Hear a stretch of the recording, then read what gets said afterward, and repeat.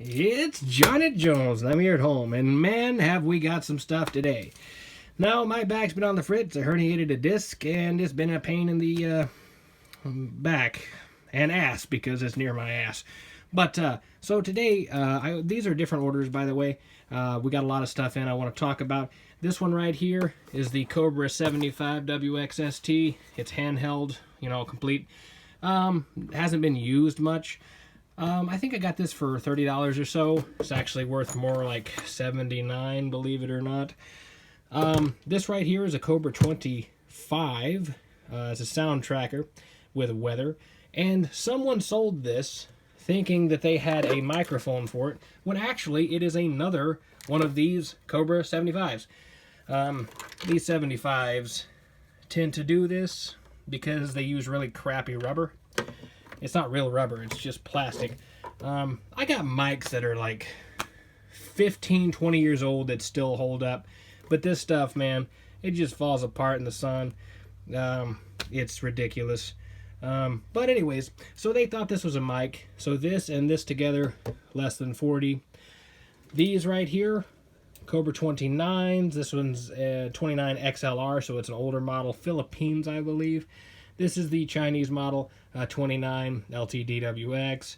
And then two presidents. No, not two presidents, but two president radios. These I got for altogether $40 too.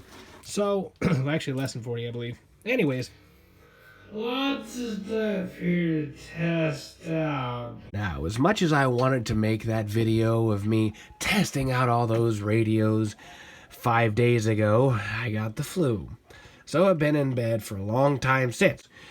Well, I drug myself out of bed today at 6 p.m. Excuse the voice. I'm trying not to let it seep in because I could really go down here. I mean, really, I could sound like The Grudge if I wanted to. This is the Cobra 25. Now, when I purchase radios, I'm always thinking about resellability, okay? I don't spend money on radios just to buy radios. I resell them. And in this case, this has a very nice looking front to it. Let me move the light some here. So the front of this is very clean. There's no huge scratches or scrapes. It does light up. It does swing. It does receive. It does transmit. However, someone has screwed that up because look at the RF out.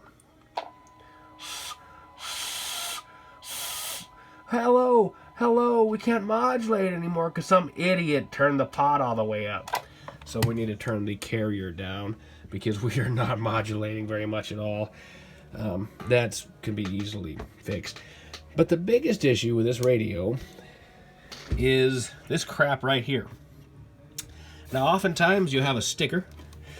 If it's still left on, some people like leaving them on. I don't know why. I don't know if they think it's going to, make them more money when they have to sell it again or whatever. But I don't prefer this because it leaves a black spot. And the reason why is because the sun will bleach it and you'll have a black spot. Let's see if this one has a black spot. Let's see. I can't even lift this. Oh, God. It's just been there so long. Oh, there we go. All right. Now, can you see if there's a difference here or not? Yeah, there's a difference. You can see this is lighter, that's darker. So that's ugly. Now, what else they have done is they have put some sort of sticky tape here. It's got onto the face plate, but that's fine. But what will happen with this, since this is vinyl, is it wants to absorb everything. It can be easily changed. The color of it. It can absorb crap where you can't just get it off. It'll stay white forever. So how the hell are we going to get this off here and make it look good? Well, I know what you think I'm going to say, right? You're going to say, if you can't buy a turkey sandwich, why buy a chicken one?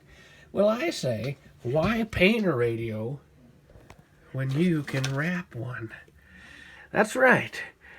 Automotive vinyl wrap. Because why even go through the process of painting one when I can just squirt heat at it and put some vinyl on it and sell it for a lot of money? So that's our test today, sirs. How much can we make off of this thing before and after vinyl? Well, we had to have a comparison, right? I can do that with eBay.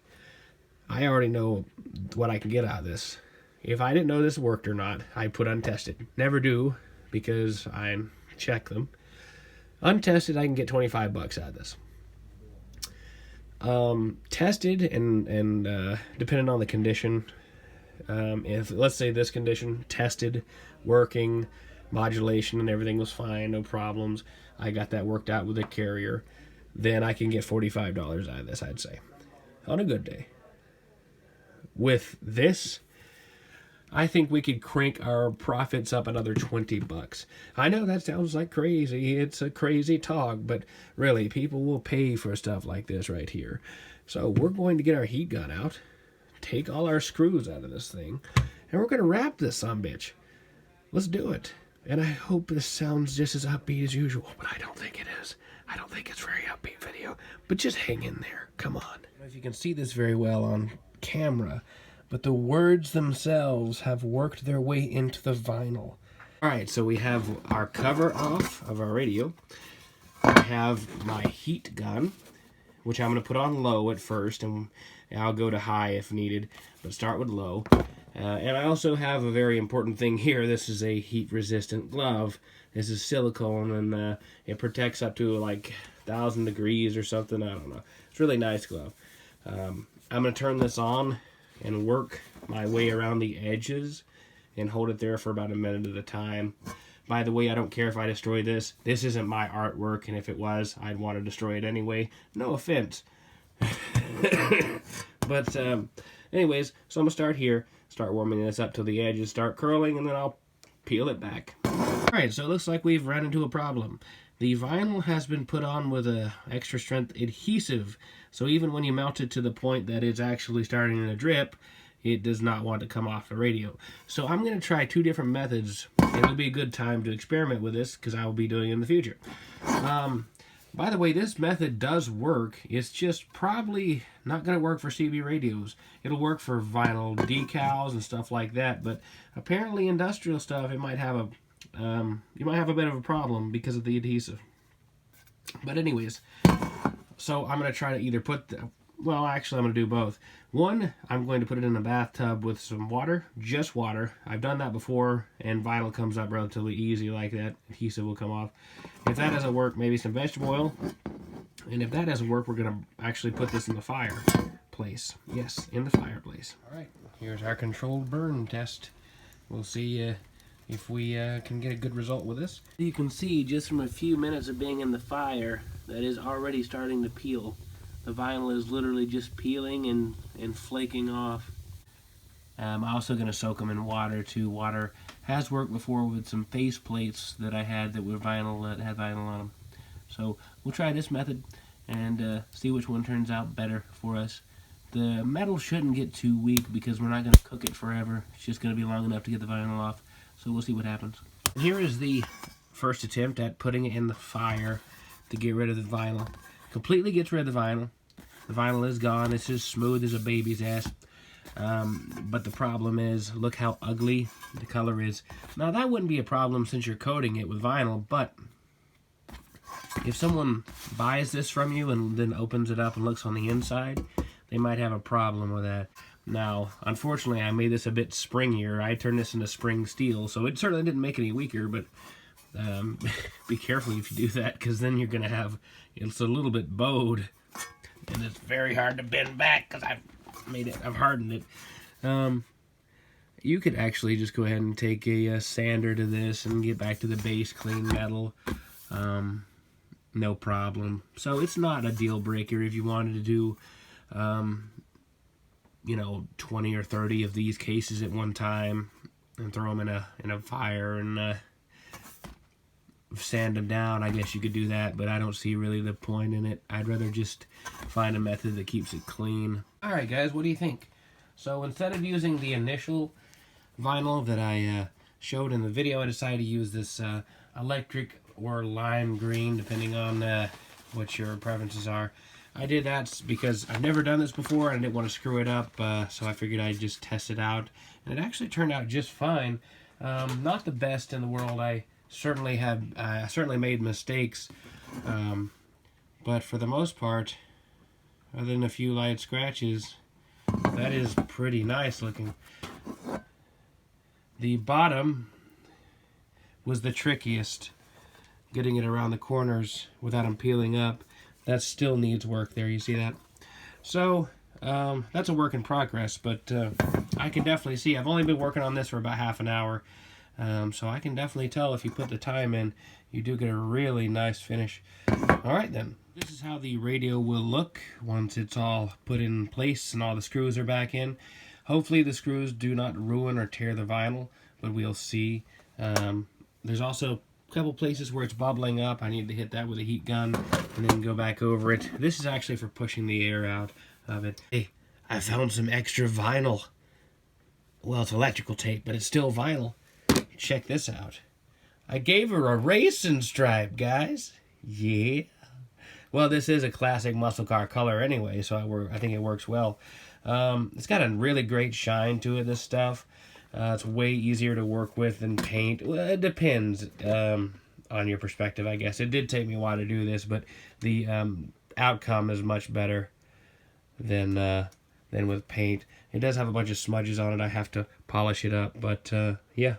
So far, not too bad at all. Not too shabby. What a nice looking radio. Went ahead and took some masking tape and just decided I was going to paint the microphone just to add a little bit more to the appeal to the radio, maybe make it a little more cash. Not bad role play. Don't always have to be bad role play. So we have some Seaside Green, Candy Pear, and Ivy Leaf paint. I'm going to make this a little better looking, considering it looks god-awful. I think I'm going to make a drip design. If I don't do that, I might just go over it again. I'm not sure. We'll see what happens. First choice was Candy Pear, and believe it or not, it is doing a great job.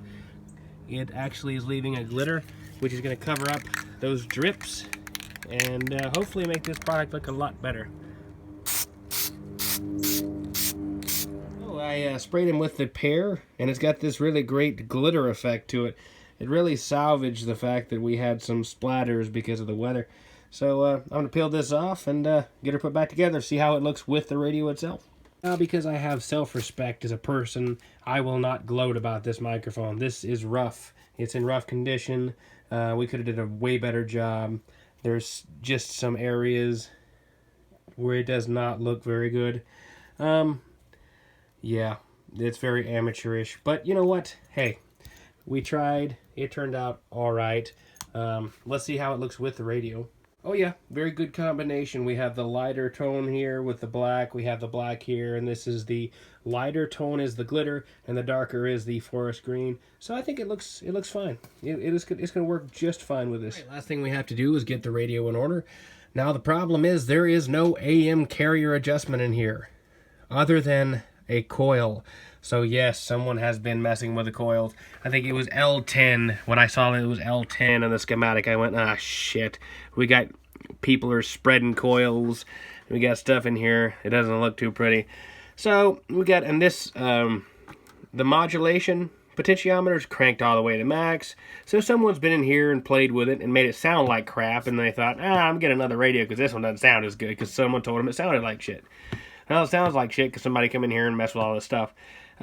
Anyways, we'll turn this back down to where it needs to be and hopefully have a good functioning radio. So the AM power's finally turned down. They had the core all the way out of that coil almost. I mean, it was just dangling there. It could have fell out. Put that back. We got the power down to about, let's see, 3.5, 4 watts now. The microphone itself was the problem with the modulation. Yes, despite all this crap being fucked with, and all this stuff being turned up, the modulation wide open, despite all that, I figured that was the problem with the low modulation from the mic. Nope, it's the mic itself. It's not the pot for the dynamic. It's not the RF, but the modulation gain. It's nothing like that. It's the actual frickin' microphone. I went through all the time to paint this thing, and it was a microphone. Now you're thinking, Johnny, that was really stupid. Why didn't you test that first? Oh, well, because I have so many of these that I can literally just take one off and see this one works fine, see?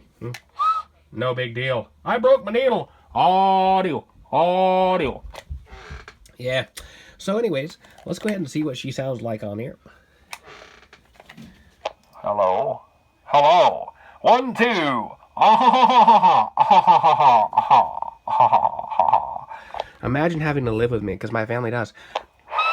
Audio. Now we're going to take that modulation down to acceptable levels, because we're getting a bit of clipping there too. This needs to be set, by the way, and that will be set soon. We'll have this thing put back together and in the video. Aha! Look at that! I could have convinced you guys that I didn't make a stupid mistake, but it did. But this looks like the same mic. I could have been like, oh, I'm such a genius. Oh, look at me doing all these things with my mind. but no, I'm an idiot and I fucked up. So that is the other housing. Or it's not the other housing, it's the same housing. It's the same housing, but different microphone. And this housing here I can keep. These things are very cheap, so I'll keep those and paint them again and do another build soon enough if you guys like this. Anyways, blah, blah, blah. Okay, so I've trimmed down the modulation so that we're not hitting way over 100% every time we speak. I've brought it to the point where if we get a little bit loud, we'll go over 100%. We can, if we want to, make it go to 10 watts. But I wanted to try to keep it clean. That way, during normal conversations, we're getting almost to 100, but not slamming over it. Hello, this is normal conversation. This is on the wrong setting. Modulation. We're on set. Hello, hello, 1, 2, 3, yeah, check, oh yeah, went down to the farm, and there was a guy there, and I got duck, and I went into the water hose. I don't know what I'm talking about. Anyways, the point is, if you're talking normally, I want to keep it in this area here, and I don't want to be swanging over here and hitting 10 when you say I or something. You're just going to make it sound ugly. So, yeah. If you want to crank it all to hell once you get it, because someone probably is going to buy it who's watching this video, I have a strong suspicion about that, then yeah, it's fine, whatever, but I'm not going to sell it like that. Alright, so we got everything worked out, got the carrier down, modulation's good, everything's put back together and working, and I want to issue you guys a challenge. So once this video goes onto YouTube, this radio is going on eBay. I'm going to leave a link in the description to the eBay page. And wait a minute, before you guys cheat, don't look at the eBay page before you guess. I want you to go into the comments right now and guess how much it'll go for. I'm going to sell this as an auction starting at $40. I think that's fair. So tell me how much you guys think I can get out of this just by pimping it, I guess you'd say, by painting and wrapping it. Anyways, more videos to come. Feeling better, as you can tell. I'm getting my voice back. My laryngitis is starting to go away. My back's fine. Better than ever, actually, I'll say. My back's actually great. I did a lot of resting, a lot of exercises. Anyways, yes, Johnny Jones! And I'm back. And I'm here at home. And I'll see you later.